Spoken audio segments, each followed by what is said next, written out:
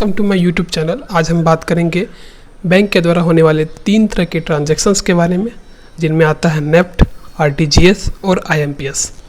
मेरी आप लोगों से गुजारिश है, जिन लोगों ने सब्सक्राइब नहीं किया है वो सब्सक्राइब कर ले, और अगर वीडियो अच्छा लगे तो लाइक और शेयर करें। सबसे पहले हम बात करेंगे नेफ्ट की। नेफ्ट का मतलब होता है national electronic fund transfer.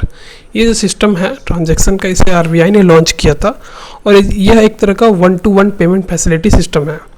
NEFT का जो ट्रांजैक्शन होता है, अगर आप किसी पेमेंट को नेफ्ट के थ्रू करते हैं तो उसे सेटल होने में समय लगता है, मतलब ये रियल टाइम सेटलमेंट नहीं होता है। तो नेफ्ट का जो सिस्टम है वो आरबीआई ने इस तरह से बनाया है कि ये 24/7 तो परफॉर्म करता ही है, लेकिन इसमें एक प्रॉब्लम यह है कि रियल टाइम सेटलमेंट नहीं हो पाता। यानी कि यह बैचेस ऑफ हाफ आवर, यानी कि आधे घंटे के 23 बैचेस में ये कंप्लीट होता है। यानी कि आप मान सकते हैं कि अगर आपने कोई ट्रांजैक्शन नेफ्ट के थ्रू किया है तो वो 24 घंटे के अंदर अंदर आपका हो जाएगा, लेकिन जिस टाइम आपने किया है उसी टाइम में कुछ सेकंड के बाद ये सेटल नहीं होता है। इसे सेटल होने में समय लगता है। इसके बाद हम बात करेंगे आईएमपीएस की। आईएमपीएस का मतलब होता है immediate mobile payment service system. ठीक है, इसमें क्या होता है कि आप अगर पेमेंट अभी कर रहे हैं तो ये तुरंत सेटल हो जाएगा, और ये 24/7 अवेलेबल होता है आरटीजीएस की ही तरह।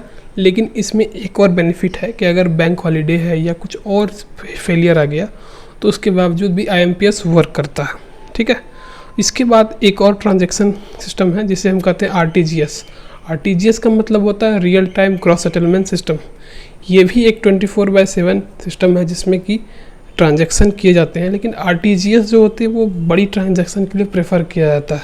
ठीक है, तो इसके बाद हम जानते हैं कि इन तीनों में क्या डिफरेंस है, क्या समानताएं हैं। जैसे कि हम जानेंगे सबसे पहले नेफ्ट के बारे में, और जो हमारा पहला बेसिस ऑफ कंपैरिजन होगा वो होगा मिनिमम ट्रांसफ़र वैल्यू। नेफ्ट में अगर आप कोई ट्रांसफ़र करते हैं तो सबसे कम ट्रांसफ़र आप 1 रुपीज़ का कर सकते हैं। आरटीजीएस में अगर आप ट्रांसफ़र करते हैं तो वो 2 लाख का होता है, और अगर आईएमपीएस में करते हैं तो वो 1 रुपये का होता है। यानी कि नेफ्ट और आईएमपीएस मिनिमम ट्रांसफ़र में एक समान होते हैं, परंतु आरटीजीएस जो होता है, जैसे मैंने आपको बताया था पहले, आरटीजीएस जो होता है वो बड़े ट्रांजेक्शन्स के लिए यूज़ केस है 2 लाख। इसमें मिनिमम ट्रांसफ़र ही 2 लाख का होता है। उसके बाद हम जाते हैं पेमेंट ऑप्शन पे। नेफ्ट जो है वो ऑनलाइन और ऑफलाइन दोनों हो सकता है, आरटीजीएस ऑनलाइन ऑफलाइन दोनों हो सकता है, लेकिन आईएमपीएस केवल ऑनलाइन होता है। इसके बाद आते हैं हम मैक्सिमम ट्रांसफ़र वैल्यू।